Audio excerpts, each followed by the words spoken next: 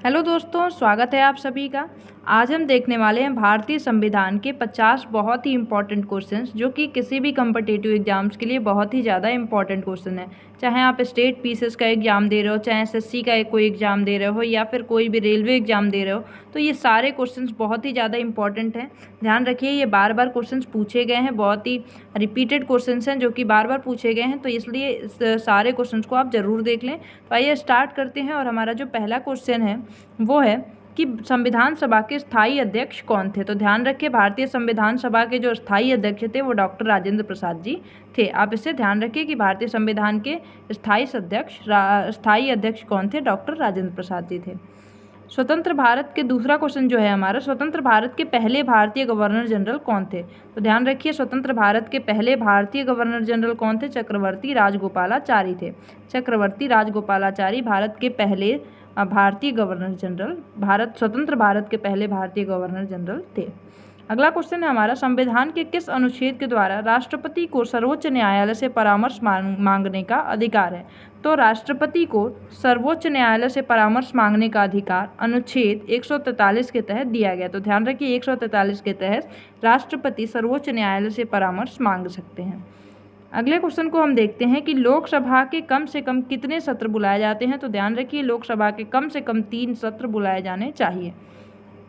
अगला क्वेश्चन है हमारा कि अनुच्छेद 368 संसद को कौन सी शक्ति प्रदान करता है। तो ध्यान रखिए, अनुच्छेद 368 के तहत राष्ट्रपति शासन लागू किया जाता है।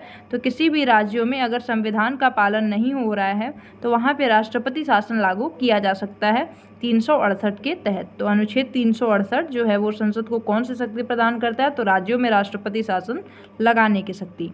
अगला क्वेश्चन है हमारा, संविधान में मूल कर्तव्यों को किस समिति की अनुशंसा के आधार पर शामिल किया गया था। तो ध्यान रखिए, जो हमारे भारतीय संविधान है उसके हमारे भारतीय संविधान था उसमें एक भी मौलिक कर्तव्य नहीं थे। अगर पूछा जाए कि मूल संविधान में कितने मौलिक कर्तव्य थे, तो एक भी नहीं थे। इन सभी मौलिक कर्तव्यों को बाद में जोड़ा गया है। वर्तमान में कुल 11 मौलिक कर्तव्य हैं। तो इससे आप ध्यान रखिए, वर्तमान में कुल 11 मौलिक कर्तव्य हैं और मूल संविधान में एक भी मौलिक कर्तव्य नहीं थे। अच्छा, इसको किसकी अनुशंसा पे जोड़ा गया था। तो ध्यान रखिए, स्वर्ण सिंह समिति के द्वारा इसको जोड़ा गया। तो आप इसे याद रखें कि स्वर्ण सिंह समिति के अनुशंसा के आधार पर मौलिक कर्तव्यों को भारतीय संविधान में शामिल किया गया। अगला क्वेश्चन है हमारा, भारत में त्रिस्तरीय पंचायती राजतंत्र की सिफारिश किस समिति ने की थी। तो त्रिस्तरीय पंचायती राजतंत्र की सिफारिश बलवंत राय मेहता समिति द्वारा की गई थी। तो त्रिस्तरीय पंचायती राजतंत्र की सिफारिश किसके द्वारा की गई, बलवंत राय मेहता समिति के द्वारा की गई। तो आप इसे याद रखिए, बहुत ही ज़्यादा इंपॉर्टेंट क्वेश्चन है, कई बार पूछा गया है। अगले क्वेश्चन को हम देखते हैं, पंचायती राज प्रणाली किस राज्य में नहीं है। तो ध्यान रखिए, पंचायती राज प्रणाली अरुणाचल प्रदेश में नहीं है। अगले क्वेश्चन को हम देखते हैं कि 1953 में गठित राज्य पुनर्गठन आयोग के अध्यक्ष कौन थे। तो ध्यान रखिए, राज्य पुनर्गठन आयोग के जो अध्यक्ष थे वो थे न्यायमूर्ति फजल अली, जो कि 1953 में इसका गठन किया गया था। तो आप इसे याद रखें, 1953 में जो गठित किया गया राज्य पुनरायोग, उसके अध्यक्ष कौन थे, न्यायमूर्ति फजल अली जी थे। जो हमारा नेक्स्ट क्वेश्चन है वो है, विधानसभा के वर्ष में कम से कम कितने अधिवेशन होने अनिवार्य हैं। तो ध्यान रखिए, विधानसभा के वर्ष में कम से कम 2 अधिवेशन होने अनिवार्य हैं। तो ये इंपॉर्टेंट क्वेश्चन है, आप इसे याद रखें। अगला क्वेश्चन है हमारा कि जब राष्ट्रपति एवं उपराष्ट्रपति का पद खाली हो तो भारत के राष्ट्रपति के पद पर कौन होता है। तो ध्यान रखिए, अगर दोनों ही पद खाली है तो उस टाइम पे जो भारत के मुख्य न्यायाधीश होते हैं वो राष्ट्रपति के पद पे होते हैं। अगर राष्ट्रपति का पद सिर्फ राष्ट्रपति का पद खाली है तो उनकी जगह पे उपराष्ट्रपति वर्क करते हैं, और अगर दोनों का ही खाली है तो राष्ट्रपति की जगह पे मुख्य न्यायाधीश काम करते हैं। तो आप इसे याद रखें। अगला क्वेश्चन है हमारा, मुख्य सतर्कता आयुक्त की नियुक्ति कौन करता है। तो मुख्य सतर्कता आयुक्त की जो नियुक्ति होती है वो राज्यपाल के द्वारा किए जाते हैं। तो आप इसे याद रखें। हमारा अगला क्वेश्चन है, किस उच्च न्यायालय की आधिकारिकता सर्वाधिक क्षेत्रों पर है। तो जो हमारा गुवाहाटी उच्च न्यायालय है इसकी आधिकारिकता सर्वाधिक क्षेत्रों पर है। अगला क्वेश्चन है हमारा, भारत के किसी राज्य की राज्यपाल बनने वाली प्रथम महिला कौन थी। तो भारत में सबसे पहली महिला राज्यपाल कौन थी, सरोजिनी नायडू जी थी। तो आप इसे याद रखें, सरोजिनी नायडू भारत की पहली महिला राज्यपाल थी। हमारा जो अगला क्वेश्चन है कि भारतीय संविधान सभा ने भारत के संविधान को कब स्वीकृत किया था। ध्यान रखिए, भारत के संविधान को अगर स्वीकृत किया पूछा जाए तो 26 नवंबर 1947 को स्वीकृत किया गया था, लेकिन लागू कब किया गया, 26 जनवरी 1950 को। तो 26 जनवरी 1950 को हमारा भारतीय संविधान लागू किया गया। अगला क्वेश्चन है हमारा, राष्ट्रपति और उपराष्ट्रपति के निर्वाचन में विवाद के मामलों को किसको प्रस्तुत किया जाता है। तो अगर राष्ट्रपति और उपराष्ट्रपति के निर्वाचन में कोई विवाद का मामला आता है तो भारत के उच्चतम न्यायालय मतलब सुप्रीम कोर्ट में इसे प्रस्तुत किया जाता है। तो आप इसे याद रखें। हमारा अगला क्वेश्चन है, संविधान सभा ने अंतिम रूप से संविधान को कब पारित किया। तो ध्यान रखें, अंतिम रूप से संविधान सभा को जो अंतिम रूप से संविधान को पारित कब किया गया, 26 नवंबर 1949 को। अगला क्वेश्चन है हमारा कि देश में पहली बार राष्ट्रीय आपातकाल की उद्घोषणा कब की। तो याद रखें, देश में पहली बार आपातकाल की घोषणा की गई 26 अक्टूबर 1962 को। 26 अक्टूबर 1962 को पहली बार राष्ट्रीय आपातकाल की घोषणा की गई। अगला क्वेश्चन है हमारा, किस अनुच्छेद के द्वारा 6 से 14 वर्ष तक के बच्चों के लिए शिक्षा का अधिकार मूल अधिकार माना गया है। तो ध्यान रखिए, 21A के तहत, अनुच्छेद 21A के तहत 6 से 14 वर्ष तक के बच्चों को शिक्षा अनिवार्य है। तो आप ध्यान रखिए 21A के तहत। अगला क्वेश्चन जो है हमारा, भारतीय संविधान का कौन सा अनुच्छेद जम्मू कश्मीर राज्य को विशेष दर्जा देता था। तो अब इसे हटा दिया गया है। तो ध्यान रखिए, तो अनुच्छेद जो 370 था ये भारतीय संविधान के द्वारा जम्मू कश्मीर को विशेष दर्जा प्राप्त कराता था। तो अनुच्छेद 370 जिसे अब हटा दिया गया है। अगला क्वेश्चन हमारा है कि राज्य में राष्ट्रपति शासन लगाने की स्थिति में कितने दिनों के अंदर उसकी संसद से स्वीकृति आवश्यक है। तो ध्यान रखिए, 60 दिनों के अंदर संसद से स्वीकृति आवश्यक है। तो इसे आप याद रखें। अगला क्वेश्चन हम देखते हैं, लोकसभा अध्यक्ष अपना त्यागपत्र किसे सौंपता है। तो जो लोकसभा अध्यक्ष होते हैं वो अपना त्यागपत्र लोकसभा उपाध्यक्ष को सौंप देते हैं। तो इसी तरह राष्ट्रपति जो होते हैं, राष्ट्रपति अपना जो त्यागपत्र होता है वो उपराष्ट्रपति को सौंपते हैं और उपराष्ट्रपति अपना त्यागपत्र राष्ट्रपति को सौंपते हैं। तो इसी तरह से ये याद रखें, लोकसभा अध्यक्ष लोकसभा उपाध्यक्ष को अपना त्यागपत्र सौंप देते हैं। अगला क्वेश्चन है हमारा कि उच्च न्यायालय के मुख्य न्यायाधीश की नियुक्ति कौन करता है। तो ध्यान रखिए, उच्च न्यायालय के मुख्य न्यायाधीश की नियुक्ति राष्ट्रपति के द्वारा किया जाता है। तो उच्च न्यायालय के मुख्य न्यायाधीश की नियुक्ति राष्ट्रपति के द्वारा किया जाता है। अगला क्वेश्चन है हमारा, भारत में पंचवर्षीय योजनाओं का अनुमोदन करने वाला सर्वोच्च निकाय कौन सा है। तो ध्यान रखिए, राष्ट्रीय विकास परिषद जो है ये पंचवर्षीय योजनाओं का अनुमोदन करता है। तो आप इसे याद रखें, राष्ट्रीय विकास परिषद। अगला क्वेश्चन है हमारा, किस उच्च न्यायालय में न्यायाधीशों की संख्या सर्वाधिक है। तो ध्यान रखिए, इलाहाबाद जो उच्च न्यायालय है इसमें न्यायाधीश की संख्या सर्वाधिक है। तो इलाहाबाद उच्च न्यायालय में, जिसे प्रयागराज अब कहा जा रहा है, तो इसकी इनमें जो न्यायाधीशों की संख्या है वो सबसे ज़्यादा है। हमारा अगला क्वेश्चन है, राज्यसभा की बैठकों का सभापतित्व कौन करता है। तो राज्यसभा की जो बैठक होती है उसके सभापति कौन होते हैं, उपराष्ट्रपति होते हैं। राज्यसभा की बैठकों का सभापतित्व कौन करता है, उपराष्ट्रपति करते हैं। अगला क्वेश्चन है हमारा, बलवंत राय मेहता समिति का संबंध किस व्यवस्था से है। तो बलवंत राय मेहता समिति का संबंध किससे है, पंचायती राज से है। तो त्रिस्तरीय पंचायती राज जो व्यवस्था आई वो किसके सिफारिश पे आई थी, बलवंत राय मेहता समिति के द्वारा आई थी। अगला क्वेश्चन है हमारा कि संविधान सभा का अनुच्छेद 40 राज्य को किसका निर्देश देता है। तो ध्यान रखिए, अनुच्छेद जो 40 है वो राज्य को ग्राम पंचायतों का संगठन करने का निर्देश देता है। तो इसे आप याद रखिए, अनुच्छेद 40 ग्राम पंचायतों का संगठन करने का आदेश राज्य को देता है। अगला क्वेश्चन है हमारा कि राष्ट्रपति पर महाभियोग का आरोप संसद के किस सदन द्वारा लगाया जा सकता है। तो संसद के किसी भी सदन द्वारा राष्ट्रपति पर महाभियोग का आरोप लगाया जा सकता है। तो संसद के किसी भी सदन के द्वारा राष्ट्रपति पर महाभियोग का आरोप लगाया जा सकता है। तो आप इसे याद रखें।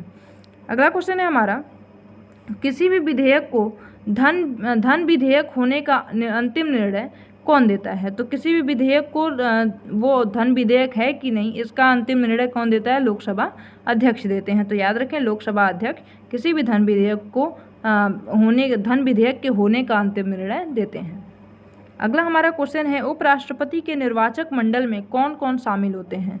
तो उपराष्ट्रपति के निर्वाचक मंडल में राज्यसभा और लोकसभा के सदस्य शामिल होते हैं। तो उपराष्ट्रपति के निर्वाचक मंडल में कौन कौन होता है? राज्यसभा और लोकसभा के सदस्य जो होते हैं ये उपराष्ट्रपति के निर्वाचक मंडल में शामिल होते हैं। अगला क्वेश्चन है हमारा, सूचना का अधिकार किस राज्य में लागू नहीं है? तो ध्यान रखिए, जो सूचना का अधिकार है वो किस राज्य में लागू नहीं है पूछा है, तो वो कोई ऐसा राज्य नहीं है जिसमें सूचना का अधिकार लागू नहीं है। लगभग भारत के सभी राज्यों में सूचना का अधिकार लागू है। अगला क्वेश्चन है हमारा, लोकसभा एवं राज्यसभा के 2 अधिवेशनों के बीच अधिकतम कितने समय का अंतर होना चाहिए? तो लोकसभा और राज्यसभा दोनों में 2 अधिवेशनों के बीच का अंतर कम से कम 6 माह का होना चाहिए, अधिकतम 6 माह का ही होना चाहिए। अगला क्वेश्चन है हमारा, संविधान सभा के अस्थायी अध्यक्ष कौन थे? तो स्थायी अध्यक्ष कौन थे? डॉक्टर राजेंद्र प्रसाद थे। और अस्थायी अध्यक्ष कौन थे? सच्चिदानंद सिन्हा जी थे। सच्चिदानंद सिन्हा भारत के संविधान सभा के अस्थायी अध्यक्ष थे। अगला क्वेश्चन है हमारा, वर्तमान में भारत में कुल कितने राज्यों में विधान परिषदें विद्यमान है? तो इसका मैंने ट्रिक से भी अपलोड किया है, तो आप इसे याद रख लें। और वैसे वर्तमान में 7 ऐसे राज्य हैं जिसमें विधान परिषदें मौजूद हैं, तो आप इसे याद रखें। इसका ट्रिक जाके आप ज़रूर देख लें, बहुत ही ईजी हो जाएगा और बहुत ही आसानी से हम 1 मिनट में चीज़ों को याद रख पाएंगे कि किस किस राज्य में विधान परिषद विद्यमान है। अगला क्वेश्चन है हमारा कि B.R. अम्बेडकर और महात्मा गांधी के मध्य सन 1932 में हस्ताक्षरित पूना समझौते में कौन सा प्रावधान था? तो जो पूना पैक्ट के नाम से जैसे जाना जाता है, ये B.R. अम्बेडकर और महात्मा गांधी के बीच ये बात हुई थी। कहाँ पे? यरवदा जेल में, जब गांधी जी बनते। तो ये किस लिए हुई थी, इसका कारण क्या था? तो हरिजनों के लिए आरक्षण सहित संयुक्त निर्वाचन क्षेत्र की जो मांग की गई थी, इसके लिए पूना पैक्ट हुआ था। किसके बीच हुआ? B.R. अम्बेडकर और महात्मा गांधी के बीच 1932 में हुआ था। हमारा अगला क्वेश्चन है, वित्त आयोग के गठन का प्रावधान किस अनुच्छेद में है? तो वित्त आयोग का जो गठन होता है वो अनुच्छेद 280 के तहत किया जाता है। तो वित्त आयोग के गठन का जो प्रावधान है वो संविधान में 280 में किया गया है, आर्टिकल 280 में किया गया है। हमारा अगला क्वेश्चन है, भारतीय नागरिकों को प्रदान किए गए मूल अधिकारों को क्या निलंबित किया जा सकता है? तो ध्यान रखिए, जो भारत के नागरिक हैं उनके मूल अधिकारों को किसी आपातकालीन स्थिति में निलंबित किया जा सकता है, तो आप इसे याद रखें। अगला क्वेश्चन है हमारा कि कौन मुख्य न्यायाधीश सर्वाधिक अवधि तक कार्यरत रहते हैं? और जो ये हमारा 38 वाला क्वेश्चन है, इसमें आप ये बताएं कि किसी भी स्थिति में कौन से ऐसे मूल अधिकार हैं जिनको निलंबित नहीं किया जा सकता। तो इसका आंसर आप मुझे कमेंट सेक्शन में ज़रूर बताएं कि कौन से ऐसे मौलिक अधिकार हैं जिनको किसी भी आपातकालीन स्थिति में निलंबित नहीं किया जा सकता। तो हमारा अगला क्वेश्चन है, कौन मुख्य न्यायाधीश सर्वाधिक अवधि तक कार्यरत रहे हैं? तो Y.V. चंद्रचूड़ जो हैं ये सर्वाधिक अवधि तक कार्यरत रहने वाले न्यायाधीश बन चुके हैं भारत के। तो हमारा अगला जो क्वेश्चन है वो है, किस भारतीय राज्य का अपना भी संविधान है? तो ध्यान रखिए, जो गोवा राज्य है उसका भी खुद का संविधान है, तो इसे आप याद रखें। अगला क्वेश्चन है, जम्मू कश्मीर राज्य को अनुच्छेद के अंतर्गत विशेष राज्य का दर्जा प्राप्त था? किस अनुच्छेद के तहत था, जिसे हटा दिया गया? अनुच्छेद 370 के तहत जम्मू कश्मीर को विशेष दर्जा प्राप्त था। हमारा अगला क्वेश्चन है, संविधान की प्रस्तावना में भारत को क्या कहा गया है? तो भारत को संविधान की प्रस्तावना में संप्रभु, समाजवादी और धर्मनिरपेक्ष लोकतांत्रिक गणराज्य के रूप में बताया गया, तो इसे आप याद रखें। सर्वसत्ताधारी मतलब कि संप्रभु राज्य भारत को घोषित किया गया है। अगला क्वेश्चन है हमारा, 73वां संविधान संशोधन किससे संबंधित था? तो ध्यान रखिए, 73वां संविधान संशोधन जो है पंचायती राज से संबंधित था, जो कि बलवंत राय मेहता समिति के द्वारा सिफारिश पे लागू किया गया था।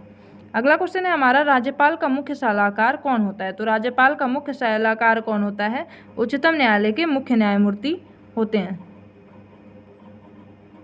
सॉरी, यहाँ उच्च न्यायालय होना चाहिए कि उच्च न्यायालय के मुख्य जो न्यायमूर्ति होते हैं वो राज्यपाल के मुख्य सलाहकार होते हैं, और वो राष्ट्रपति के मुख्य सलाहकार कौन होते हैं? उच्चतम न्यायालय के मुख्य न्यायमूर्ति होते हैं, तो इसे आप करेक्ट कर लेना। अगला क्वेश्चन है कि पंचायतों के चुनाव हेतु निर्णय लेने का अधिकार किसे है? तो राज्य सरकार को क्या है? पंचायतों के चुनाव हेतु निर्णय लेने का अधिकार प्राप्त है, तो राज्य सरकार को पंचायतों के लिए निर्णय लेने का अधिकार है। अगला क्वेश्चन है हमारा, भारत सरकार का प्रमुख विधि अधिकारी कौन होता है? तो भारत संविधान का मुख्य विधि अधिकारी कौन होता है? मुख्य न्यायाधीश, जो कि सर्वोच्च न्यायालय के मुख्य न्यायाधीश होते हैं, वो भारत के मुख्य विधि अधिकारी होते हैं। अगला क्वेश्चन है हमारा, संविधान की धारा 370 किस राज्य पर लागू होती थी? ध्यान रखिए, संविधान की 370 धारा आर्टिकल जो 370 था, ये जम्मू कश्मीर को विशेष दर्जा प्राप्त कराता था, जो कि अब हटा दिया गया है। अगला क्वेश्चन है हमारा, धनुष एवं तीर किस पार्टी का निशान है? तो ध्यान रखिए, धनुष एवं तीर झारखंड मुक्ति मोर्चा नामक पार्टी का निशान है। झारखंड मुक्ति मोर्चा जो पार्टी है, इसका जो चिन्ह है वो कौन है? धनुष एवं तीर है। अगला क्वेश्चन है हमारा, पहले वित्त आयोग का गठन 1951 में किया गया, इसके अध्यक्ष कौन थे? तो ध्यान रखिए कि इसके अध्यक्ष कौन थे? केसी नियोगी जी थे। केसी नियोगी, जो कि वित्त आयोग का जब पहला गठन किया गया 1951 में, तो इसके अध्यक्ष थे केसी नियोगी। हमारा लास्ट क्वेश्चन है, संविधान के अनुच्छेद 1 में भारत को क्या कहा गया है? तो जो हमारा भारत है उसे राज्यों का संघ कहा गया। तो ध्यान रखिए, राज्यों का संघ भारत को कहा गया अनुच्छेद 1 में।